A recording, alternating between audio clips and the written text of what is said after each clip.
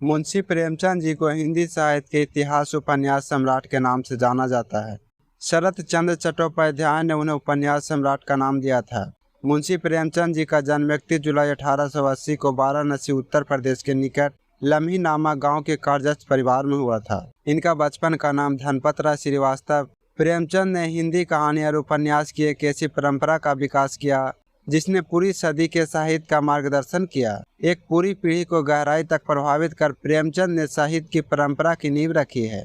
उनका लेखन हिंदी साहित्य की एक ऐसी विरासत है जिसके बिना हिंदी के विकास का अध्ययन अधूरा होना था। इनका जन्म एक कारजस्त परिवार में हुआ था। प्रेमचंद जी के पिताजी का नाम अजय राय था और वह डाक मुंशी के पद पर कार्यरत थे तथा उनके माताजी का नाम आनंदी देवी था। उनके दादाजी का नाम गुरु सराय था। वे प्रेमचंद से बहुत अधिक प्यार करते थे। उनके दादाजी एक पटवारी थे। जब वह 8 वर्ष के थे तब उनकी माताजी का देहांत हो गया और 14 वर्ष की आयु में उनके पिताजी का देहांत हो गया था। पिताजी की मृत्यु के बाद प्रेमचंद जी को कई मुश्किलों का सामना करना पड़ा। प्रेमचंद जी एक संवेदनशील लेखक, सचेत नागरिक, कुशल वक्ता तथा विद्वान संपादक थे। मुंशी प्रेमचंद 20वीं शताब्दी के शुरुआती दिनों के प्रसिद्ध लेखक थे। प्रेमचंद जी ने उर्दू और फारसी में अपने प्रारंभिक शिक्षा 7 साल की उम्र में लालपुर के मदरसा से प्राप्त की थी। इसके बाद उन्होंने एक मिशनरी स्कूल में अंग्रेजी की शिक्षा भी प्राप्त की।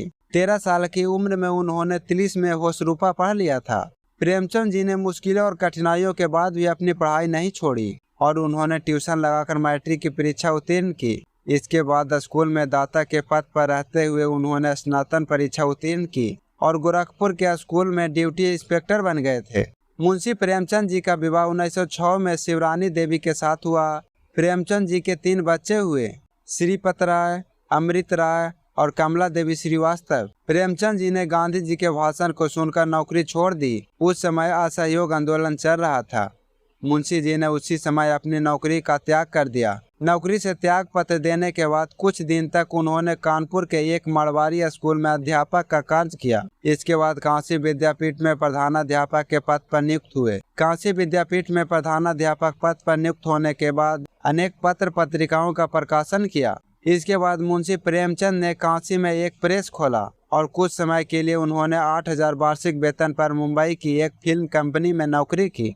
हिंदी साहित्य जगत में मुंशी प्रेमचंद जी का योगदान अविस्मरणीय है।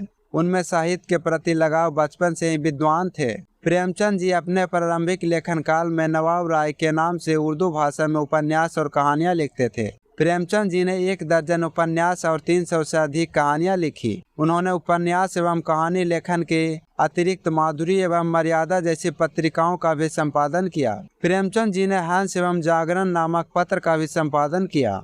सच्चे अर्थों में कलम की सिपाही और जनता के दुख दर्द के गायक, इस महान कथाकार उपन्यासकार को भारतीय साहित्य जगत में उपन्यास सम्राट की उपाधि से विभूषित किया गया।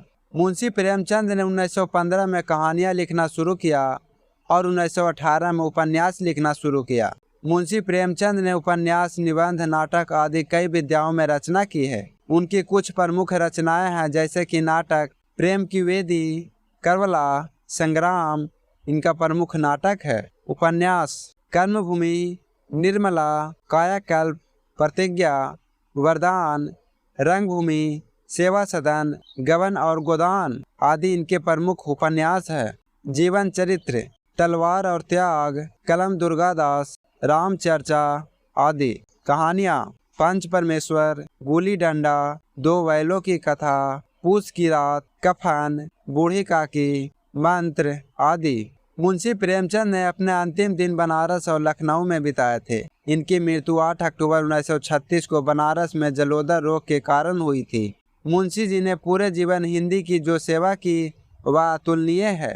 इनकी कृतियां आज भी उन्हें हमारे दिलों में जिंदा बनाए हुए हैं। 1918 से 1936 तक के कालखंड को प्रेमचंद युग कहा जाता है।